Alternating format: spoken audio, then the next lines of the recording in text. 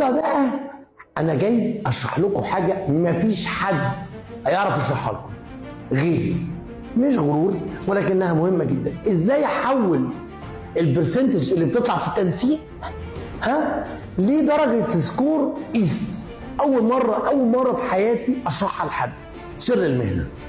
لو عندنا طالب، احنا طبعا عارفين الامريكان دبلومه من 130%. طب اخر طب السنه اللي فاتت، طب كان طب باين كفر الشيخ او طب جامعه جنوب الوادي، كان جايبه كام؟ 119%. عايزين نعرف بقى الطالب يجيب سكور كام في الايست عشان يدخل طب جامعه جنوب الوادي اللي هي اخر طب.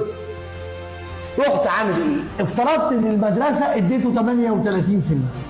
قلت 119 ناقص 38 يبقى هو محتاج يجيب في ايست 1 و 2 كام؟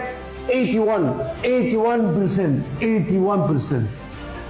رحت قايل بقى ايه؟ سكور النجاح في ايست 2 او اكت 2 من 1100. حسبتها لقيته المفروض يجيب 10.3، هيطلع له برسنت 10.3. شلت ال 10.3 من 81، طلع المفروض يجيب كام في ايست 1 او سات 1 او اكت 1؟ المفروض يجيب 70.7%. لما جينا نحسبها ازاي نجيب السكور، احنا بنضرب السكور في 69 على 1600 يدينا 70.7. حسبناها بالعكس، طلع المفروض الطالب يجيب 1640. الله، ده السكور بتاعنا من 1600. قلت له لا، خد بالك احنا حاسبين على ان المدرسه اديتك كام؟ 38. اذا لو انت عايز تخش طب والمدرسه مديك 38 في الشروط دي مش هينفع تدخل. انما لو المدرسه اديتك 39%، تنقص من الدرجه بتاعتك في ايست 1 اللي انت المفروض تدخل بيها 60 درجه. يعني المفروض 1640 تقل 60 تبقى 1000 كام؟ 580. عاليه قوي برضه، عاليه جدا. مش هعرف ادخل جامعه كده. طب لو المدرسه اديتك 40%، طبعا في ناس كتيره مدارس بتقول لهم هتاخدوا 40%، هتنقص 60 تاني، يبقى انت هتدخل جامعه كليه طب من كام؟ 1520. برضه عاليه. بس ما خدتش بالك ان انت ده محسوب على سن نجحت بس في ايست 2. مجهودك انت بقى المفروض لو جبت كل 100 في ايست 2 ينقص لك كام هنا؟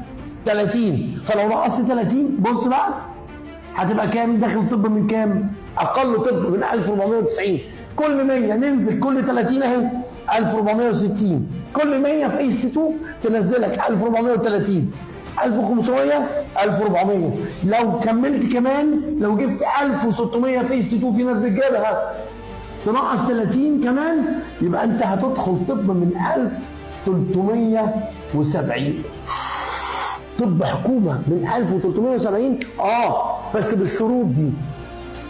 دي طريقه تحويل درجه البرسنت لسكور الايست 1 و 2. محدش هيقول لك الكلام ده، علشان انا بحبك وبحبك وعايزكم تنجحوا بالتوفيق ان شاء الله. كل الدرجات لما يطلع التنسيق هيطلع قريب. لما يطلع علمتك الطريقه اللي تحول بيها البرسنت لمين؟ لسكور. للطلبه طبعا جريد 11 وجريد 10 الصغيرين اللي عايزين يعرفوا يذاكروا ايه الليمت بتاعي يا بابا وماما عشان ادخل كليه طب او صيدله او اسنان. بنحسبها بالطريقه دي. ومره في لايف هعمل لكم كده لايف نقعد بقى نحسب مع بعض كده، تقول لي سكورك كام وعايز كام، نحسبها مع بعض. كنت معاكم مستر ايمن تدرس.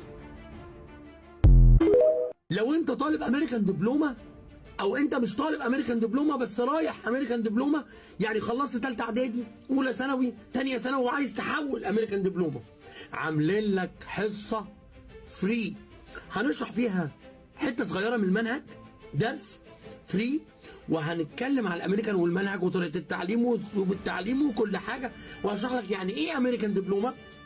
طبعا انا مش عايزك انت بس، عايز بابا وماما معاك. وكمان يبقى في فرصه تسال في كل حاجه، جامعات، تنسيق، مدارس، اسلوب المدارس، انواع المدارس، المدارس القريبه والبعيده، الهوم ستادي ونظامه، كل حاجه. الحصه الفري دي هتبقى يوم الجمعه 24/5 الساعه 8 مساء اونلاين على زوم. يا جماعه كل ما باجي اعمل حاجات فري كده انتوا بتتشغلوا، عشان كده مديك الميعاد بدري يوم 24/5 بعد ما تخلص امتحانات هتبقى لسه مخلص بالليل الساعه 8 فضي لي نفسك يوم الجمعه. بابا وماما ده مستقبل وانتوا بتسالوا كتير وبشوف اسئلتكم بتشرفني، بس الفرصه دي حلوه قوي. قولوا لاصحابكم، قولوا لمعارفكم، عايزين كلنا نتجمع يوم الجمعه اونلاين على زوم. ابعت واتساب للارقام اللي موجوده في الاعلان، هتلاقيه موجود في اول كومنت. ابعت واتساب، ولو انت ما عرفتش توصل الارقام ابعت لي برايفت، هبعت لك الاعلان كامل عشان تكون معانا يوم الجمعه 24/5 في ندوه حصه تعريفيه عن كل حاجه على الامريكان دبلومه. مهمه جدا، هتفرق كتير قوي في قراراتكم. من فضلكم اهتموا تحضروها. الندوه دي فري على زوم اونلاين يوم الجمعه 24/5. شكرا ليكم، ابقى سعيد ان انا معاكم وبتشرف باسئلتكم، ويا ريت بس تهتموا وتلتزموا وتحطوا الميعاد ده في جدولكم، وابعتوا الفيديو لكل الناس، واعملوا شير ولايك ولايف وكل حاجه. لايف ايه؟ لا سوري، شير لايك وريبوست، وابعتوه لاصحابكم. كنت معاكم مستر ايمن تدرس. شكرا.